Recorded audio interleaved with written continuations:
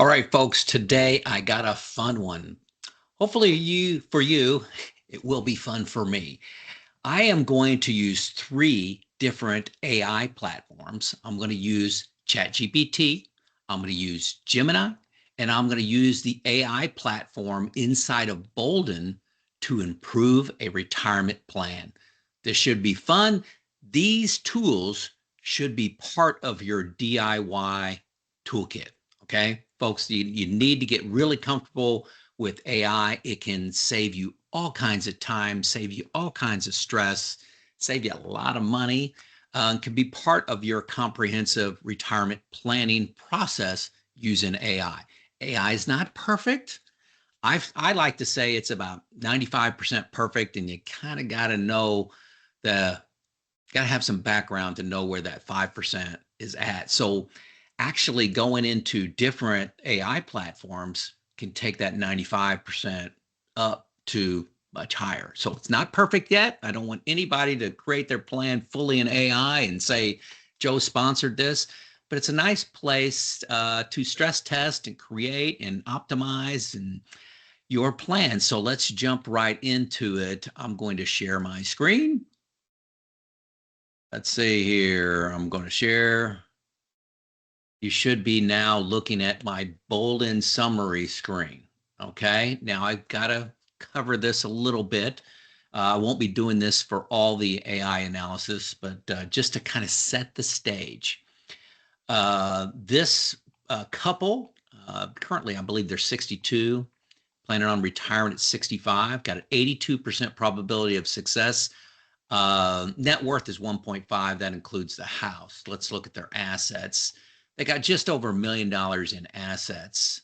Let's look at those retirement savings. It's like an IRA or 401k that are in equities, $600,000. I put equities down here because I put a nice average return. This is before inflation, 8.8%. That's automatically put in Boldin, or you can customize it. This shows this person is still working. Let's call him Joe. Joe's still working as an engineer, making putting in $1,200 a month into their retirement savings. I think I had the salary at like $96,000. You're getting an employer match, still working a couple more years, 62, working till 65. My spouse, Lisa, is already retired. Retirement savings in fixed. This is like a bond portion of $300,000. The Roth, small Roth, $20,000. Got $50,000 in a checking account. Not sure why it's that high, but I left it that high. And then got a brokerage account, another $50,000. And all of these have, kind of cost basis in the brokerage account, 2% in the checking account, IRA, pretty aggressive, 10.25. That's pretty aggressive. So you can see the house, it's not going to matter in this analysis, but it's paid off, $500,000 value.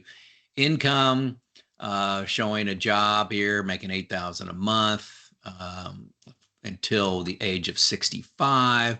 Social Security, you can see Social Security start collecting at, looks like 65 for $2,600 a month, $1,300 for the spouse. Got a cost of living in there.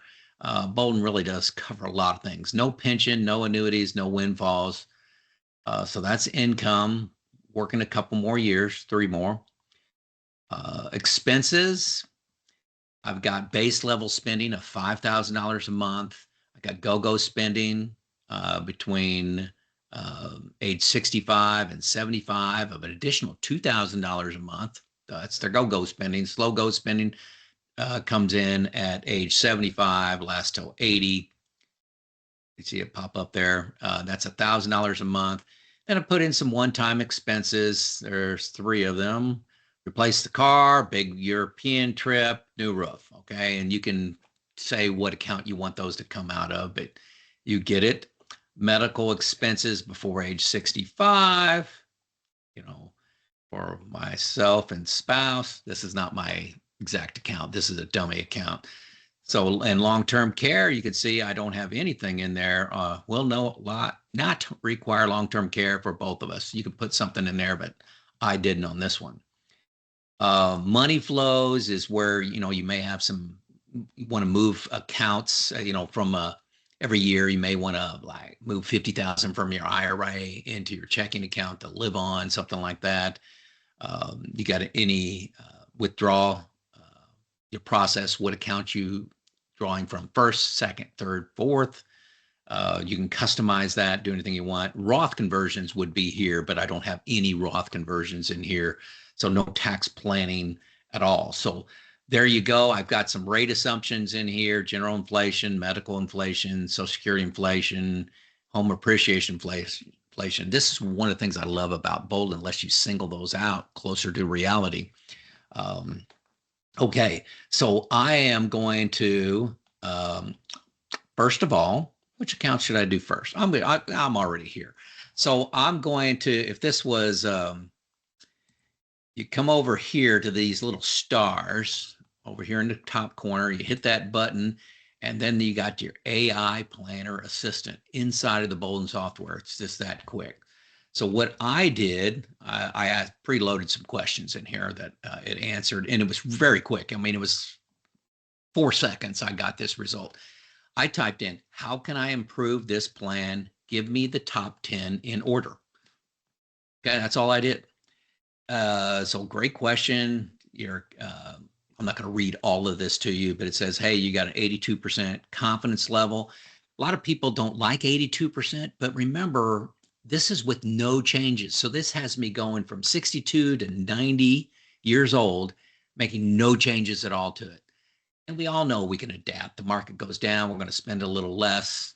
That just happens. You got these little levers, you got guardrails you can put on your plan. I didn't do any of that. Okay. So 82 is not a bad number, but it says, hey, number one, first thing I would do, remember, this is in order: optimize for Roth conversions. This is your number one opportunity. By strategically converting funds, you may be able to save a lot of money. You can increase your estate value by $1.95 million. That sounds like it's worth doing, right? Number two is delay Social Security. Okay, you and Lisa are set the age at 65. Delaying Social Security to 70 would increase your lifetime benefits by $554,000, because I got me living till 90 and my wife living to 94. So, wow. Hey, and then you could just click this Social Security Explorer and you go right there. Address the income gap. This says, hey, your income from your Social Security doesn't cover all your expenses. Just know you got a 6% gap. That means you need to depend on your savings. I don't know why that's a big deal. Number four, overlapping expenses.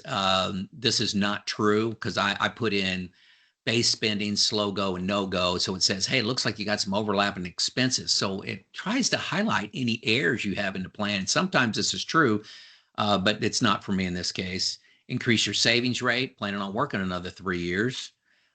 Review your asset allocation. Can you do more, equities, get a little better return? Hey, long-term care doesn't really like that I have nothing in there for long-term care. And estate documents, Social Security estimates, verify that. Okay, pretty good stuff. The next thing, and I'll highlight here, is, can you direct me exactly how to make the changes for 1 and 2 above?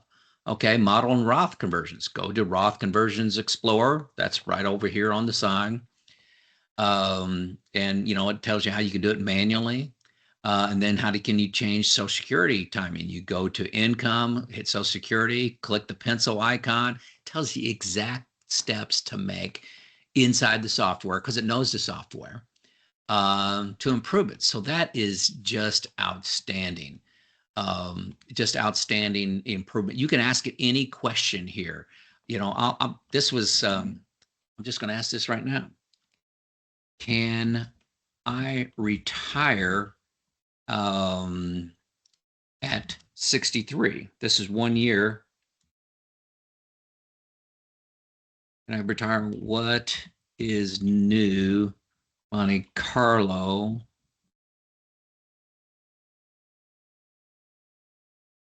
score?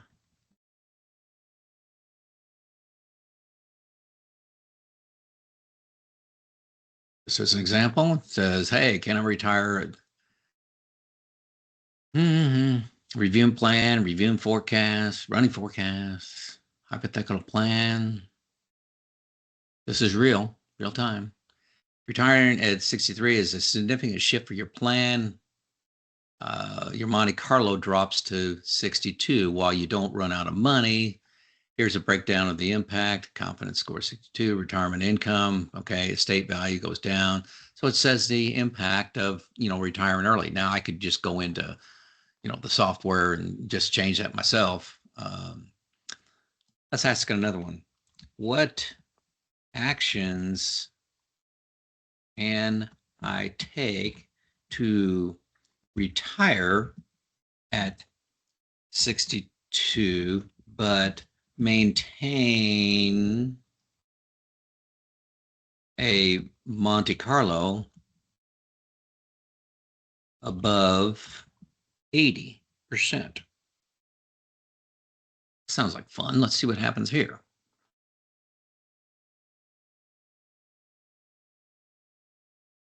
Do do do do do do do do do do do do do do do do.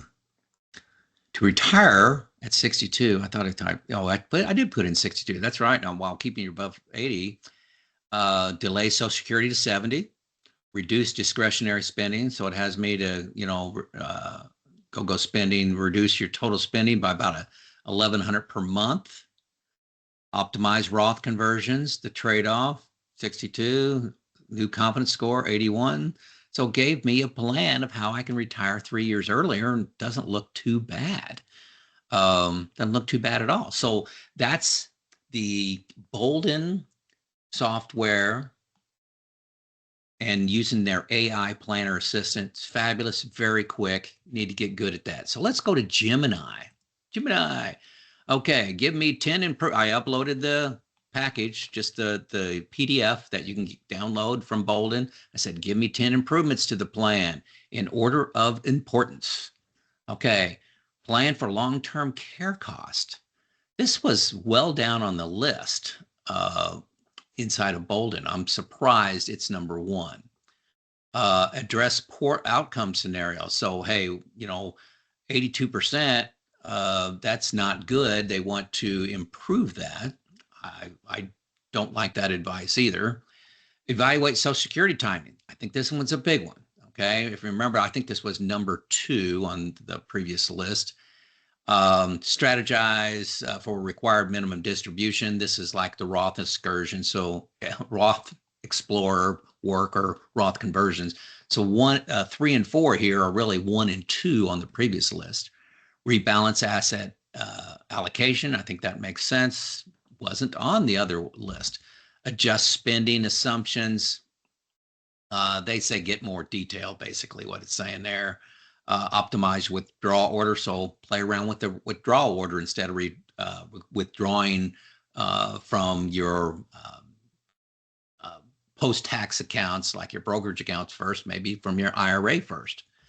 Confirm, that's not important, and update longevity assumptions. I don't like that at all, but this is different advice. Long-term care, it had it as number 1 in importance. And quite frankly, I disagree with that one, but it may make sense in your case. So now we're going to move on to ChatGPT. How can I improve this plan? Give me the top 10 ways to improve your plan. Raise the margin of safety. 80% Monte Carlo, 82 is decent, but for the long term, I would like more cushion, which may mean trimming your spending, delaying claiming of Social Security, working a bit longer, lowering rate return, increasing rated assumptions. See, it says lowering return assumptions. That's an error. I talked about errors. You want to increase return assumptions, not lower them. I believe I'm looking at that right. Lower rate of returns, I don't see it as a good thing. Stress test with lower return assumptions. Yeah, okay. So Boldin makes that very easy. You can just hit pessimistic. This is average. I can hit optimistic too. Optimistic is, kind of historical, the way I have it entered. Average is a little tapered down from that because of high valuations right now. I put that in. Delay Social Security. Okay, that's the same. Rework the withdrawal order, Roth conversions. So Roth conversions is number 5, and delaying Social Security is number 3, and it was 1 and 2 inside of Boldin. Not saying what's right. I feel like Boldin is right. Okay. And those are moves you can make that don't affect your retirement timing and your spending. Okay. Social Security, you don't care whether you take it at 65 or 67 or 70. What makes my Monte Carlo score better? Adding long-term care costs, they all put that in. This one, notice it's down at 6 instead of the other one had it at number 1. So you get different advice. Um, this says get better at budgeting instead of using the default budgeter. I did that for simplicity. Add more one-time expenses. This is interesting. I put in, 3 one-time expenses, and yeah, it's probably going to be more than that. You may have to buy 2 cars. You may have to put it in, a new furnace, and maybe another big trip you want to take. Be intentional about cash reserves. Um, clarify your legacy goal. That's not really what I asked for. But you can see all of these gave good feedback, but it's not the same. It's not clearly not the same. So there you go, folks. I'm going to try to get out of this, Boldin overview, and then I'm going to come over here. I think I could. I'm sorry, I'm not the greatest at this. So I am going to stop sharing right there so you can see me in my office. Hey, there's my new office floor. Hey, another thing, I've gotten a lot of feedback on my glasses. I paid $100 for non-glare glasses, so gotten a lot of feedback on those. Almost exclusively use these to record. So as I get older, I can read a little bit easier with my glasses on instead of making the font bigger. So hopefully you learned something today. One is you got a great tool inside of Boldin. Okay. Very comprehensive tool, great AI, and it gives you specific instructions on how to improve. But all AI is a little bit different. Gemini was different than Chat, which is different than Boldin. Personally, I got to give it to Boldin on this one. Yes, they're probably more familiar with their software and more with their inputs, but I like the action items I got from Boldin better than the other two. And did you see that little error that I found in there when it said, hey, run this with lower rate assumptions to improve your results? That's the kind of thing that I see occasionally inside of AI that gives me a little concern, as should you too. I think it's improving every single day, but there are some little traps in there, but it's a lot of fun. It's a lot of fun. Get comfortable with it. Give it a try today. This is Joe out.